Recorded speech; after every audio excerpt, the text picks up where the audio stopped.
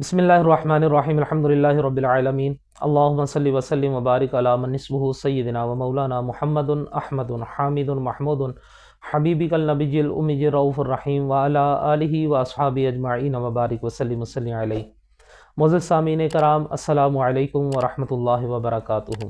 आज हम बात करेंगे गुर्बत के ऊपर, मुफलसी के ऊपर, तंगी के ऊपर कि किसी शख्स के ऊपर को तंगी आ जाती है, मुफलसी आ जाती है, तो उसको दूर करने का बड़ा ही आसान पुरानी नुस्खा है। मुसीबत हमारे यहाँ ये है कि आज हमारे ऊपर कोई भी तंगी आती है, कोई परेशानी आती है, रिज़्क़ में कोई तंगी आती है, तो हम फ़ौरन से भागते हैं पीर बाबों की तरफ। सबसे पहले तो ये समझ लें कि आजकल के दौर के अंदर पीर बाबे जो हैं ये बस इन्होंने अपनी कमाई के कुछ ज़रिए बनाए होते हैं। बस ये डर का इन्होंने एक बिज़नेस बनाया, वो हो जी आपके ऊपर जादू हो गया, बस जादू जादू और जादू, बस जादू के अलावा तो इनको कुछ और आता कोई नहीं है। या ये जादू निकाल देंगे या आपके ऊपर से कुछ चीज़ें निकाल देंगे। तो बराए मेहरबानी इन 2 नंबर लोगों से बचें। पहली बात ये याद रखें, जो शख्स वाकई में पीर है, जो वाकई में ही पीर कामिल है, वो कभी भी आपको 2 नंबरी वाले रास्ते पर नहीं लेकर जाएगा। वो हमेशा आपको कुरान और हदीस का रास्ता दिखाएगा।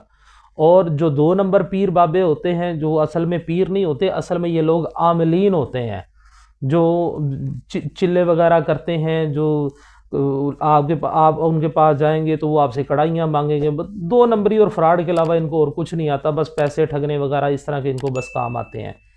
तो इन लोगों को और तो कुछ आता कोई नहीं है, तो ये हमेशा आपको शरीयत के मुखालिफ ही लेकर चलेंगे। तो ऐसा शख्स जो है, इसका इस्लाम के साथ कोई ताल्लुक़ नहीं होता, ये कोई पीर शीर नहीं होते।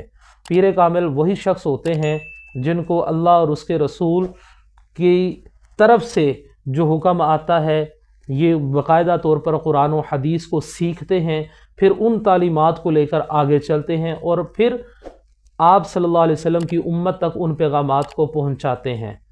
हर बंदा अपने आप में ख़ुद एक पीर है, तो लिहाजा 2 नंबर फ्राडी लोगों से बचें।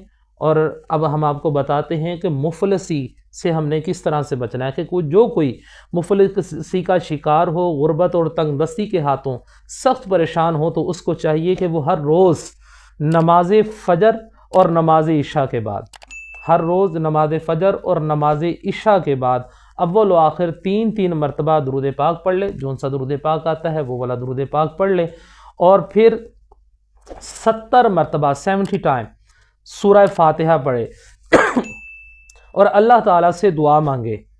और अल्लाह ताला से दुआ मांगे कि या अल्लाह पाक, तेरा पाक कलाम पढ़ना मेरा काम था, ए अल्लाह तेरा ज़िक्र करना मेरा काम था, ए अल्लाह तुझसे मांगना मेरा काम है, ए अल्लाह मेरी मुफलसी को दूर करना तेरा काम है, मेरी तंग दस्ती को दूर करना तेरा काम है, मेरी गुर्बत को दूर करना तेरा काम है।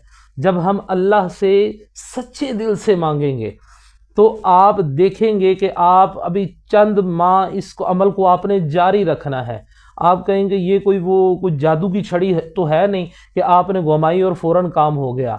बस दरवाज़ा खटखटाते रहो, दरवाज़ा खटखटाते रहो, जैसे ही मालिक ने दरवाज़ा खोल दिया आपका काम हो जाएगा। तो आपने करना क्या है, चंद माह बिला नागा इस अमल को जारी रखें। ज़िक्र का भी आपको सवाब मिलता रहेगा, आपकी तबीयत भी नेकी की तरफ माइल होती रहेगी, और आपकी तंग दस्ती भी दूर होती जाएगी, बेरोज़गारी भी दूर हो जाएगी, मुफलसी भी दूर हो जाएगी, और अल्लाह ताला आपको अपनी ख़ास जनाब से रिज़्क़ हलाल अता फ़रमाएंगे, और ऐसे असबाब अता होंगे कि आपकी तमाम परेशानियों की खलासी हो जाएगी। अल्लाह रब्बुल इज़्ज़त की बारगाह में दुआ है कि अल्लाह रब्बुल इज़्ज़त हमें सही मानों में कुरान और सुन्नत पर अमल पैरा होकर दूसरों तक पहुँचाने की सआदत और तौफ़ीक़ अता फ़रमाए। आमीन।